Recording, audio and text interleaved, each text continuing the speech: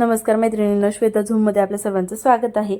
तर आज काय झालं, 2 दूध पिशव्या आणल्या आणि त्या तापायला ठेवल्या। त्यानंतर बघितलं तर काय, ते खदखद उकळताना दूध बघून लक्षात आलं की हे दूध तर नासले। आता नासलेल्या दुधाचं करायचं काय?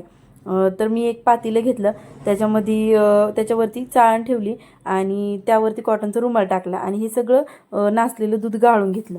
आता हे नासलेलं दूध गाळून घेतलं, त्याच्यामध्ये स्वच्छ पाणी टाकून धुवून आंबटपणा जावा म्हणून यासाठी धुवून धावून आणि स्वच्छ करून घेतलं। रुमालाच्या साहाय्याने हे पिळवून घेतलं तर आपलं पनीर आता तयार झालं। पनीर तयार झालं म्हटलं, खोलून बघितलं आणि व्यवस्थित आपलं पनीर तयार झालं होतं। थोडंसं पाणी नॉर्मली त्याच्यामध्ये मी ठेवलं होतं की बॉल्स जेणेकरून सॉफ्ट होतील।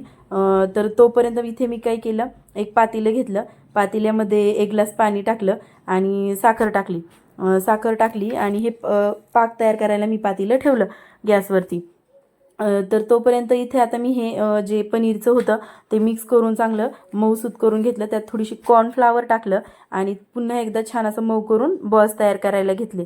तर इकडे आपला पाक तयार झाला होता, छान असा खदाखदा उकळला होता। 2 विलायची घेतल्या, थोड्याशा काबडधोबड कुटल्या आणि त्या पाकात टाकून दिल्या आणि हे बॉल्स पाकामध्ये सोडले। गरम गरम पाकामध्ये हे बॉल्स आपण सोडायचे।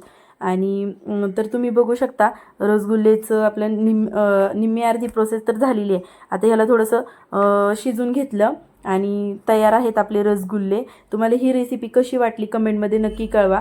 सगळ्यांनी गरम गरमच ट्राय केले, छान झाले होते। तर तुम्ही सुद्धा कमेंटमध्ये कळवा आणि आपल्या चॅनलला सबस्क्राईब करा।